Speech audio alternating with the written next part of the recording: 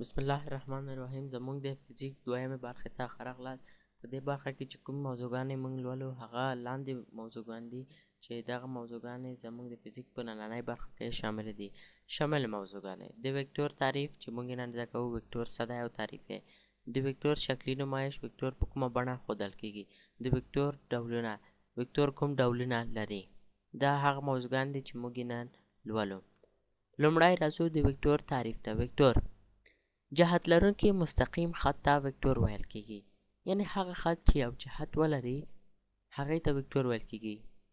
فرضاً دغه خط دا خط یو جهت لري، جهت یې ښي خواته دی، جهت یې ښي خواته دی، نو دا یو ویکتور دی او دا په مستقیمه بڼه هم دی. ورته وګورئ شکل یې مستقیم دی، دې ته ویکتور وایي. تعریف یې که له ځان سره په کتابچو کې نوټ کړئ نو دا به ښه وي. ویکتور جهت لرونکي مستقیم خط ته ویکتور ویل کیږي. د ویکتور شکلي نمایش یعنی ویکتور په کومه بڼه ښودل کیږي. ویکتور د انګلیسي په دوو غټو ټکو باندې او یا یو د انګلیسي یو کوچني توري باندې چې په سر باندې د ویکتور سمبول وي ښودل کیږي. یعنی د انګلیسي دوه غټو ټکو باندې یا د انګلیسي کوم کوچنی توری چې وي او په سر باندې د ویکتور سمبول وي په دغه شکل یو ویکتور ښودل کیږي. د ویکتور سمبول په دغه بڼه باندې دی، یعنی دغه د ویکتور سمبول دی. د ویکتور سمبول دی. که چېرته هم دغه خط د انګلیسي په کوم ټکي باندې ولولو په سر باندې نو هغه یو ویکتور دی. راځو د شکلي نمایش تشریح ته. د ویکتور ښودنه په ټکو باندې یو د انګلیسي په غټو ټکو باندې فرضاً دا یو ویکتور دی، یو ویکتور دی. دغه د A او B ویکتور دی، د A او B ویکتور دی. ولې د A او B ویکتور دی؟ ځکه په مبدا کې A راغلی او په انجام کې B. دا یو ویکتور دی او په د انګلیسي په دوو غټو ټکو باندې ښودل شوی. د A او B ویکتور نشو ویلی د A ویکتور یا ګوښه ووایو په ځانګړي ډول ورته وایو د B ویکتور. د A او B ویکتور یعنی A او B ویکتور.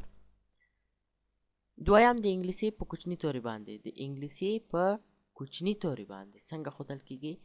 که چېرته دغسې یو توری ولرو د انګلیسي کوچنی توری او په سر باندې د ویکتور دغه علامه وي نو دغه ته وایو د A ویکتور. یوازې د A ویکتور نه وایو د A او B ویکتور. ولې د A ویکتور؟ ځکه په دا خاطر چې دا یوازې A ده او په سر باندې د ویکتور علامه ده نو دا یوازې د A ویکتور دی. او یا په بله بڼه که چېرته دغه ته وګورو B ته، د B کوچنی توری دی او په سر باندې د ویکتور دغه علامه ده نو دا ته وایو د B ویکتور. دا د B ویکتور دی. ولې د B ویکتور دی؟ هم د انګلیسي کوچنی توری دی هم په سر باندې د ویکتور علامه ده.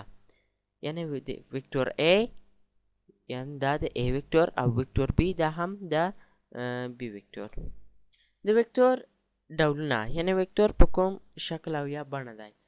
په حقیقت کې ویکتور ډېر ډولونه لري چې موږ یې هغه کانکوریک او د مکتب ډولونه وایو چې په مکتب کې شامل دي او د مکتب په کتابونو کې او نننی نصاب کې.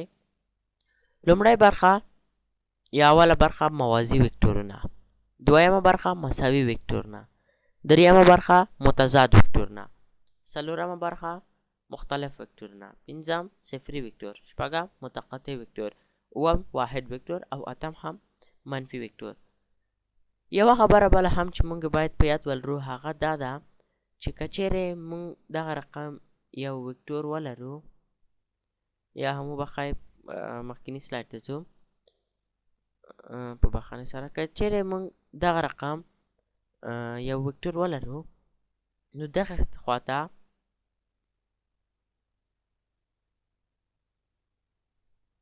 مبدا ویل کیږي یا شروع، یعنی ویکتور د کوم خوا نه شروع شوی او دغه خواته یا اړخ ته هم انجام یا پای ویل کیږي. یعنی ویکتور په دغه ځای باندې ختم شوی دی. لیدلو اوریدلو او درس لوستلو نه مو مننه کوم. په راتلونکي درس کې به موږ د ویکتورونو په ټولو برخو باندې وغږیږو، یعنی د ویکتور په ډولونو باندې هغه په مکمل ډول تشریح کوم. هیله لرم زموږ نوټونه زموږ له ټلګرام د چینل څخه ترلاسه کړئ او هغې نوټونو څخه په ښه ډول ګټه پورته کوي. بیا هم مننه او تل کامیابه او سوکاله اوسئ.